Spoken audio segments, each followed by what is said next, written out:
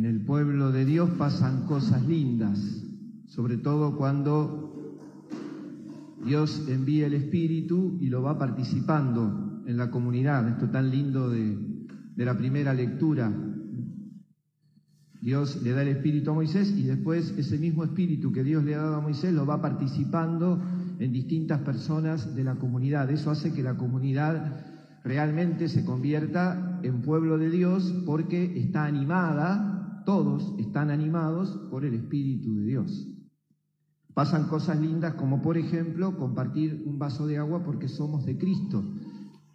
También puede tener otra cosa el vaso, pero lo importante es el compartir, el compartir. Ayer acá tuvimos un compartir lindo celebrando a San Vicente. Digo, toda la dimensión de esto de estar juntos y compartir es realmente, no es un detalle simpático en el pueblo de Dios, es esencial al pueblo de Dios. Y son cosas lindas.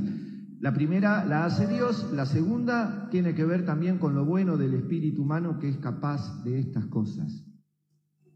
El problema es cuando el espíritu humano le gana al espíritu de Dios.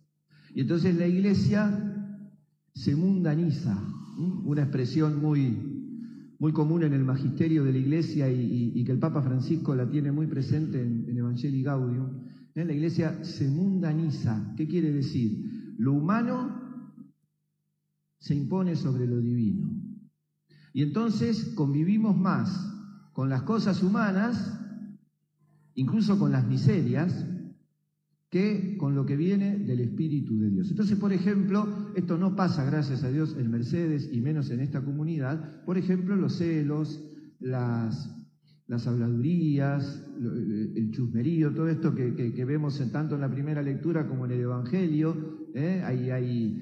Primero van y le dicen a Moisés, che, mirá, hay uno, en el Evangelio también. Bueno, esto gracias a Dios por acá no pasa, pero es un problema que suele suceder en las comunidades cristianas. Otro tema, ¿qué es escandalizar? Quiere decir hacer tropezar. Eso quiere decir, representa una piedra en la cual uno tropezaba y se caía, esa piedra se llamaba escándalo, y entonces escandalizar es hacer tropezar al otro. A veces puede ser involuntario, a veces puede ser intencional. Muchas veces en el mundo de hoy es intencional. Muchas veces. Es una herramienta muy usada en el poder, en cualquier clase de poder. Sobre todo, una piedra puesta a los más débiles, a los más vulnerables, caen más fácil. Por eso dice Jesús, ojo del que escandalice a uno de estos pequeños que tienen fe. Porque el caer te hace perder la confianza, el caer te llena de miedos, el caer te hace perder incluso hasta a veces tu propia autoestima. Entonces que te hagan caer, que te hagan tropezar, realmente es casi un delito. Entre esas miserias que se viven en las comunidades y en las sociedades en general, aparece la carta de Santiago denunciando en la comunidad a la que Santiago le escribe el pecado de la avaricia. En la Biblia está muy claro, del Génesis hasta el Apocalipsis, el pecado es la avaricia, no es la riqueza en sí misma, sino es la del avaro, del que amontona y amontona y amontona. Por eso la carta es muy clara, casi usando un estilo de los profetas, me suena mucho al profeta Amós.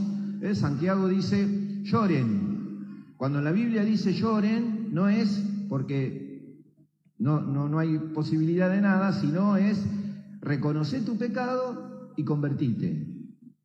Entonces, lloren porque amontonan, amontonan, amontonan, lo que amontonan se pudre, y eso que se va pudriendo va a ser testimonio contra ustedes, dice Santiago.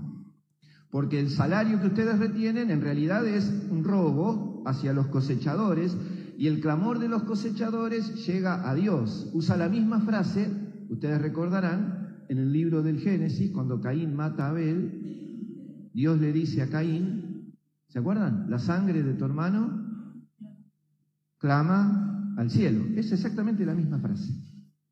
Es el clamor de la víctima que llega a los oídos de Dios. Porque hay una situación injusta, porque hay una situación violenta, porque hay una situación de pecado.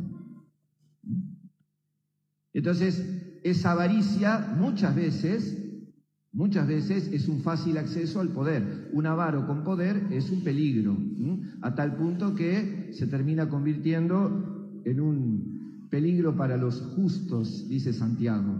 Ustedes mataron al justo sin que les opusiera resistencia.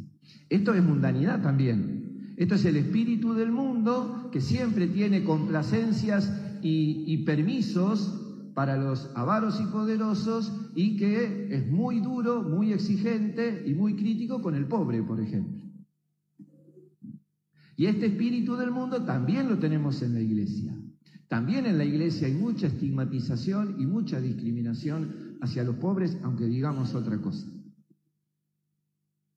En la iglesia solemos, y por ahí viene más para mi gremio esto, felices los pobres, cuidado los ricos, pero bueno, no, tampoco tanto cuidado, porque por ahí con alguna donación nos acomodamos. Por ahí para arreglar algo, para construir, para cambiar el auto, para hacer un viaje. Siempre necesitamos. Entonces, como se necesita, se deja de lado la advertencia de la palabra y se convive. Entonces, eso genera mundanidad, eso genera un espíritu del mundo, porque entonces ya no es el espíritu de Dios, ya no es la palabra de Dios la que ilumina y reina en la comunidad, sino que son los intereses y conveniencias del espíritu humano. Y después están los escándalos propios de cada uno de nosotros. Es duro Jesús cuando dice, si tu mano es ocasión de pecado, arrancala, si el pie, si los ojos, suerte que no dijo nada de la lengua, pero si todo eso es ocasión de pecado, arrancalo. Arrancalo no es el hecho literal de sacarse la mano, el ojo o el pie. Arrancalo es cortalo. Cortala, el cortala nuestro. Con eso cortala. Es basta. Basta. Basta para aquello que haces mal con la mano, o por ejemplo, para el bien que podrías hacer con la mano y no lo haces. El famoso y nunca bien considerado pecado de omisión. Basta con dónde te llevan tus pies, que no tenés que ir, o a dónde te tendrían que llevar y no vas. Basta con aquello que mirás y no debes mirar, y con aquello que tendrías que mirar y no mirás y das vuelta la cara. Basta, dice Jesús. Entonces, en una comunidad, cuando domina lo humano, pasan estas cosas. Hay situaciones de desencuentros, de celos, hay situaciones que también tienen que ver muchas veces con lo material, y hay situaciones en las que nosotros mismos podemos escandalizar porque no usamos la mano, el ojo, el pie, lo que sea, para el bien de los demás, sino para el bien propio. Y entonces, si pasan estas cosas en la comunidad, ¿qué remedio tienen? Y el remedio lo tira Moisés en la primera lectura. Dice Moisés, ojalá todos sean profetas en el pueblo de Dios. No sabía Moisés, por ejemplo, que en septiembre del 2021, en la iglesia, todos los bautizados somos sacerdotes, profetas y reyes o pastores, como quién, capaces de ofrecer sacerdotes, capaces de servir a los demás, eso es reinar en la iglesia o servir o ser pastores, y capaces de ser profetas. Ser profeta no es adelantar lo que va a pasar. Ser profeta es mirar el mundo como lo mira Dios. Hablar del mundo como lo mira Dios. Y nuestras conversaciones en general responden más a lo que nos dice la televisión o las redes sociales que a lo que dice la palabra de Dios. Y el mundo necesita profetas, el mundo necesita gente que hable de Dios, el mundo necesita gente que mire la vida como la mira Dios y exprese lo que Dios nos quiere decir. ¿Cómo se supera el chusmerío? Con la valoración, con el reconocimiento de que somos hijos de Dios. ¿Cómo superamos la cuestión de lo material? Compartiendo, no hay otra. ¿Cómo hacemos para que nuestras manos, a partir de la palabra, a partir de Jesús, para nosotros el ejemplo de San Vicente es extraordinario? San Vicente fue un hombre mundano totalmente, Ayer decía Marito, respondiendo a su tiempo y a lo que era la iglesia de su tiempo, San Vicente se hizo cura para pasarla bien, pero es real esto que estoy diciendo. Y el contacto con los campesinos, con el campesinado, ese contacto con la gente pobre, sufriente, le cambia el corazón totalmente. San Vicente es un gran formador de sacerdotes, lo decía la oración inicial de la misa, y es un hombre que consagró su vida a los pobres, a los presos y a los niños. Cambió totalmente.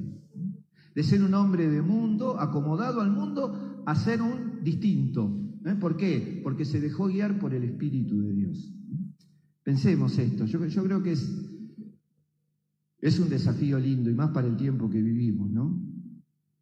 Por ejemplo, llegar a la noche y preguntarnos, ¿qué espíritu dominó en mí hoy? Hoy que hay todas esas maquinitas que te podés grabar y todo eso, sería bueno grabar nuestras conversaciones y a la noche escucharnos. Cuando hablé hoy, ¿a qué espíritu respondí? ¿Qué hice hoy con mis manos? ¿Qué miré? ¿Hacia dónde me llevaron mis pies? Tenemos que preguntarnos eso. Para ser de Jesús, para ser del pueblo de Dios y para demostrar que no es lo mismo ser del pueblo de Dios y no serlo. Que no es lo mismo ser de Jesús y no serlo. Nos parecemos demasiado a todos, los cristianos, los católicos, todos nos parecemos mucho a todos y tiene que haber una diferencia, tiene que estar esa diferencia. Porque además esa diferencia le tiene que hacer bien a los demás, no es para enorgullecernos nosotros.